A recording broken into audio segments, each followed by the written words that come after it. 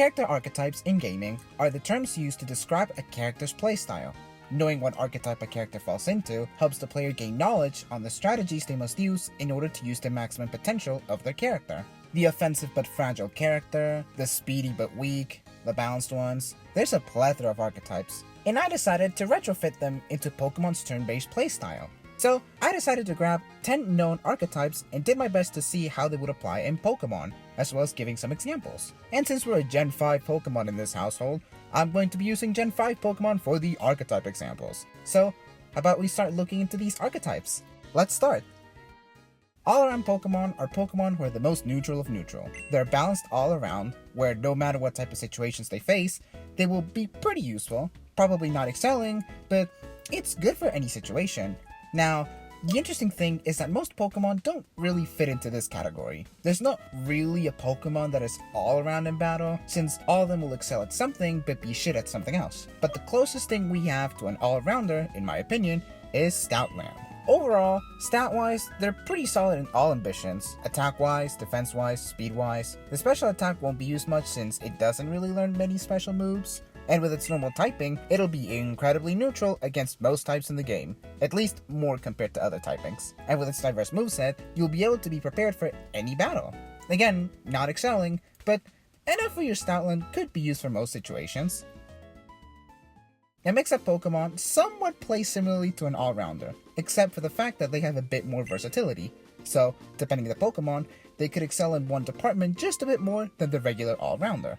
Mix-up Pokemon can also be a bit unpredictable, whether it be because of a secret ability, status move, or any type of chart they might have up their sleeve. Any of these little details can give them a leg up compared to regular all-rounders. Unfortunately, once your foe finds out about your Pokemon's unpredictableness, you kinda lose that extra edge, so then you just rely on your raw power, which shouldn't be too bad. You're still somewhat competent, but that would be the moment that some all-rounders might be better.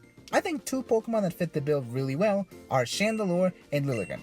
Chandelure is an amazing Pokemon that is relatively balanced all around, solid speed, solid defenses, but it's their special attack that makes them stand out.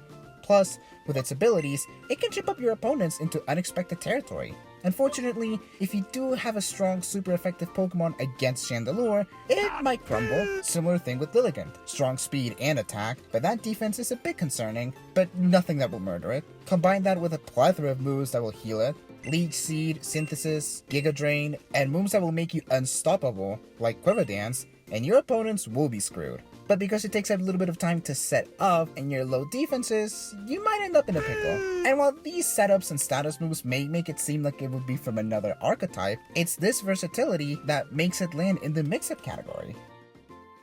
Rushdown Pokemon are incredibly fast Pokemon that always go first and overwhelm their foe with stupid amount of pressure. All of these Pokemon not only have really good speed, but also have high attack.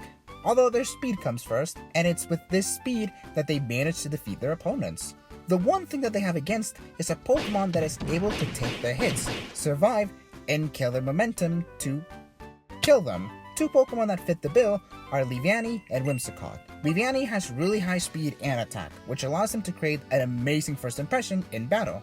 Unfortunately, once your foe has the ability to go, oh wait, it's a Leavanny, it's quite weak to fire and flying, you might as well hang your fighting gloves. So, do with that what you must in your first turn. Second if I'm feeling generous. But if your foe is still there after then why bother? Similar things go for Whimsicott, except its attack is a bit lower, but it does have better speed, so it'll outspeed more Pokemon. Just like the name says, hit and run Pokemon are those that hit their opponent and immediately run back for safety. These Pokemon rely on the ability to hit with an attack and quickly being able to find a way to evade any incoming attack.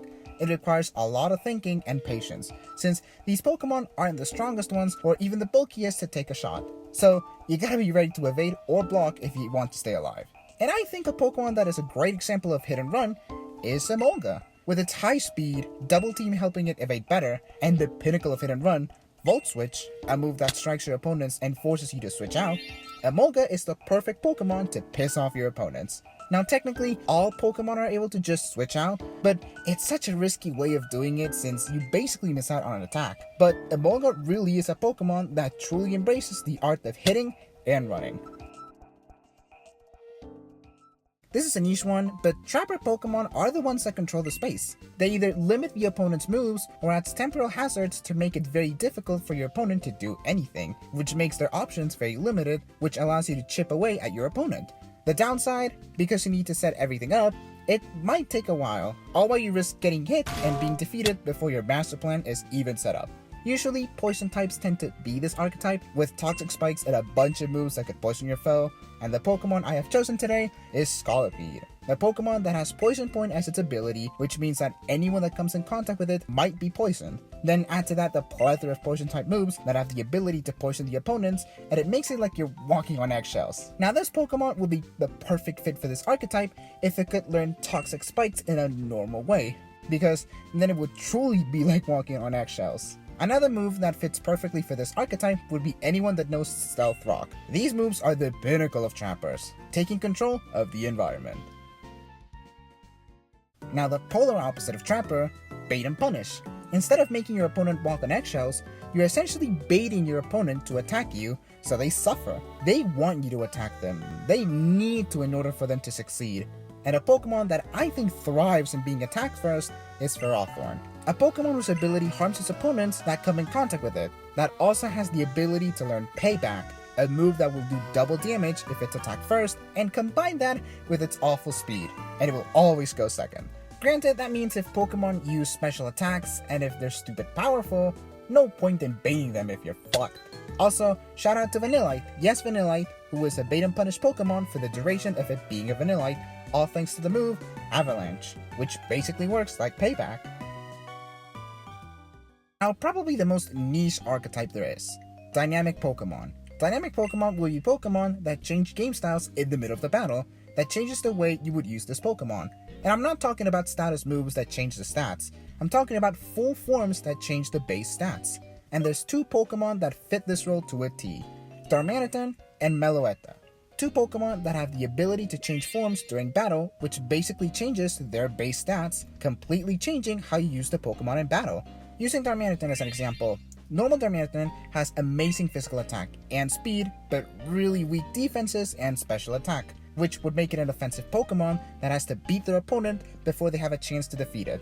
On the other side, if it has Zen Mode as its ability, it turns into its Zen form. Its physical attack and speed become atrocious, but both defenses and special attack become absolutely marvelous, basically turning into a Pokemon that has to tank many hits in order for it to hit its opponents and defeat them slowly. Two completely different playstyles that one has to adapt, which not only makes it confusing for your opponent, but it could also make it confusing for you.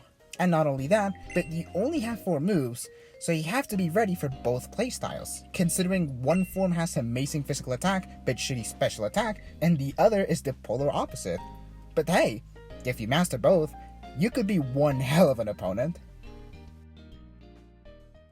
Glass Cannons are pretty similar to Rushdown Pokemon. Rushdown Pokemon are mostly speedy than offensive, whereas Glass Cannons are offensive, but their speed is not really something taken into account. Glass Cannons are immensely powerful, but are fragile as a glass house, hence the name, Glass Cannons. And just like Rushdown Pokemon, these Pokemon must go full frontal attack, just immediate pressure before their opponent defeats them. A very clear example, Crocodile, a Pokemon that has immense amount of power that unfortunately has really shitty defenses, which means it can get taken out pretty quickly. So if you have Pokemon like this, you should not waste your time with setups or status moves. Just go full force with your attacks. Just how every 8-year-old plays Pokemon. One of my favorite archetypes in Pokemon, the Turtle archetype. Pokemon that have amazing defenses, which allows them to survive for so long, tanking an enormous amount of hits. However, their offense is very low, which means that they will basically chip away their opponent until they're defeated, making battles with a turtle long and slow as hell. And the Pokemon that holds the crown for the Turtle archetype is Audino. Audinos are able to take so many hits without breaking a sweat, and with the ability to take many hits, you don't have to worry about dying quickly, which makes the chip away strategy a relatively safe one to use. Granted, your opponents could find a stupidly quick and strong Pokemon that hinders your survivability, but usually your biggest enemy is just time. But trust me, these types of Pokemon are probably the safest to make any switch or use them as a punching bag as you heal all your Pokemon. Lastly, we have tanks.